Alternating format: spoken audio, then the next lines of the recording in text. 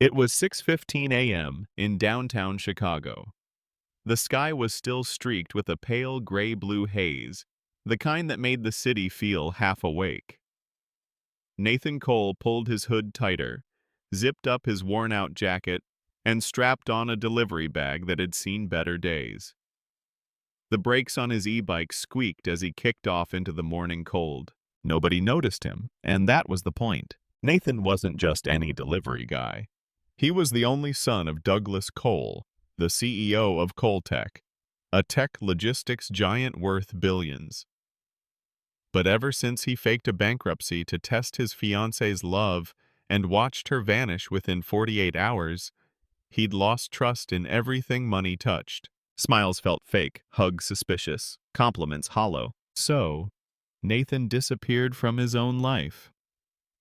He created a fake ID, signed up on a delivery app, and became Nate C. No security, no headlines, no suits, just greasy takeout bags, street noise, and the hope that, somewhere, someone might care about him without knowing what he was worth. That Tuesday morning, his first order was a delivery from Lynn's Kitchen, a narrow Vietnamese diner tucked between a laundromat and a tattoo parlor. Its neon sign flickered half-dead above fogged windows, and the scent of lemongrass drifted through the air like a whispered promise of warmth. He pushed the door open. A small bell jingled overhead. Inside, steam hung in the air like a soft curtain. A young woman looked up from behind the counter. "You the delivery for 204?" she asked. She looked maybe mid-20s, brown hair tied in a messy bun, sleeves pushed up, flower on her cheek. Her name tag read, Elena. "That's me," Nathan replied, handing over the receipt. "Give me 5. The rice just hit the pot," she said with a quick smile. Not a fake one. Not the kind that says, "Tips, please." A tired, genuine smile. The kind you give someone who looks more exhausted than you. Nathan leaned against the doorframe and watched her move through the kitchen. She was fast, sharp, focused. She poured hot tea for an old man at the window, wrapped extra bread for a kid waiting outside. Not once did she stop to adjust her appearance. Everything she did was practical, efficient, quietly kind. That was the first delivery.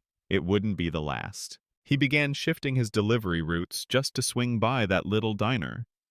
Sometimes he had real orders. Sometimes he faked them. He'd walk in and order coffee he didn't need, just to sit at the counter. She never questioned it, just filled his cup and smiled. "Waiting for a pickup?" she'd ask. "Always," he'd say. Rain came one afternoon without warning. Nathan was on a delivery run when his bike slid across a slick corner, sending him crashing onto the pavement. His elbow bled through his hoodie, and his jeans tore at the knee. He limped to the curb and sat beneath the rusted awning of a closed flower shop. The sky cried without mercy. Strangers walked past without slowing down. Then someone stopped. A pair of scuffed white sneakers paused in front of him. A plastic bag rustled. A familiar voice said, "You all right?" He looked up. Elena stood there, her hair damp, a cheap umbrella wobbling above them. "Rain one," he muttered. She handed him a still warm bao bun. "Eat." He blinked. "You carry these around?" "Only for my VIPs." He chuckled, then winced. She crouched beside him, close enough to share the umbrella. "You're bleeding. Want me to call someone?" He shook his head. "Nah, just pride damage." "Then eat, Nate." He took a bite. Steam fogged his vision. The warmth wasn't just from the food. It was her. Her presence. Her eyes that didn't see a delivery guy or a billionaire in hiding.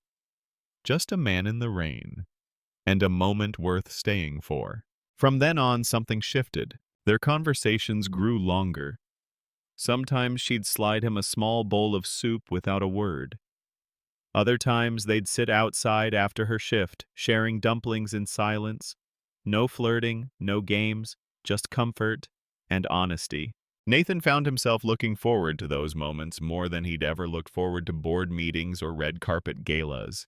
She didn't know who he was, and she liked him anyway. One evening, they sat on the curb, drinking jasmine tea from takeout cups. The street hummed around them, but the world felt quiet. "Do you ever think about leaving this place?" she asked. "All the time," he admitted. "But then I remember I came here looking for something." She turned to him. "Find it yet?" He hesitated. "I think I'm close."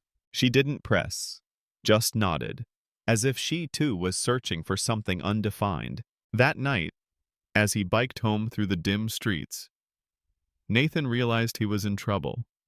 Not the bad kind, the real kind. The kind where your heartbeat changes when someone speaks. The kind where silence feels safer with them than words ever did elsewhere.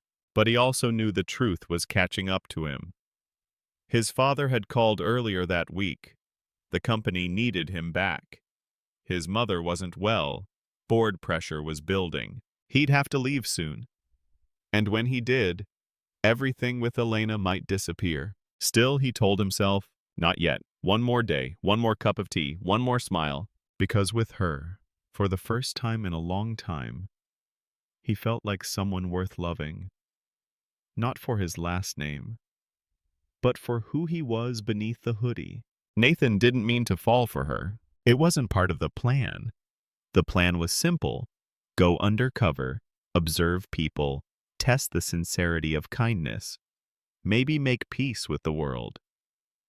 He never expected to find someone who made him forget why he was hiding in the first place. But Elena had a way of making him feel seen. Not the way tabloids saw him, not as Douglas Cole's son, but as a man who forgot to carry an umbrella, who spilled tea on his shirt, who couldn't fold dumplings properly no matter how many times she tried to teach him. And every time he considered telling her the truth, he stopped, because that truth came with a price. If he told her who he really was, would she still offer him soup in the rain?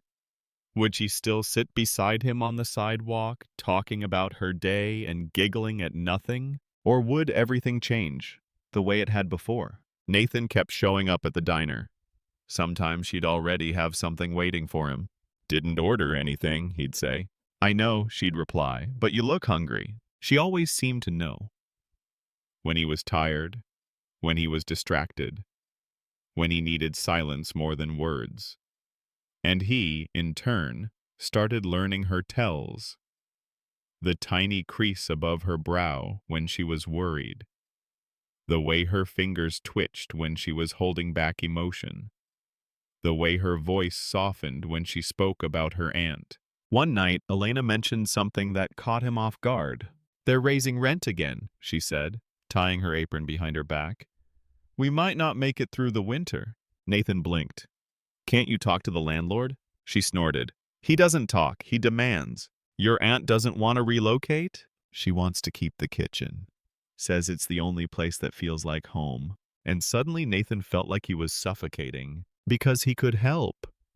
He could write a check, buy the entire block, install a new oven, fix the flickering sign.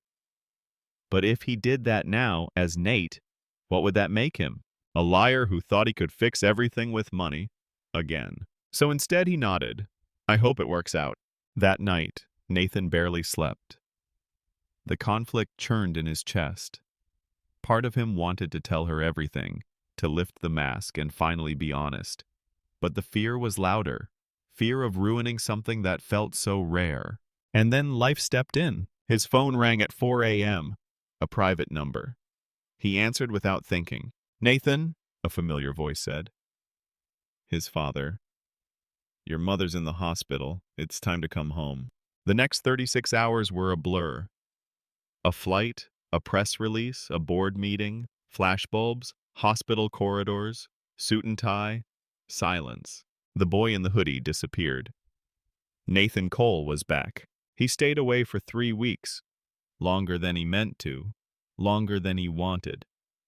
Every night he stared at her contact in his burner phone, his finger hovering over the call button. But what would he say? "Hey, surprise, I'm a billionaire?" Sorry I vanished, want to grab tea? So he said nothing. And when he finally returned to the city, heart pounding, hands sweating, the diner was gone. The windows were covered in brown paper, the door bolted shut. A crooked sign read, "For sale."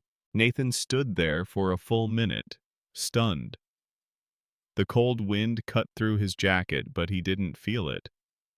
All he could think about was the sound of her laugh, the way she rolled her eyes when he asked too many questions, the way she looked when she thought he wasn't watching. He checked the app. No trace. The location was marked inactive. He called the number on the sign. No answer. He panicked. He called everyone he knew, used contacts he hadn't spoken to in years. It took 2 days to track her down. A small bookstore on the edge of the city. Part-time. She was living on her friend's couch. Her aunt had defaulted on the business loan. The landlord had sold the space. The staff had scattered. Elena hadn't wanted to ask anyone for help. Nathan watched her from a distance, through the glass of the bookstore window. She looked tired. Still beautiful. Still Elena, but smaller somehow, like someone who had lost her home. He knew he couldn't approach her, not yet, not like this. So he did what he could do best. He bought the property through a shell company. Quietly, discreetly, no headlines.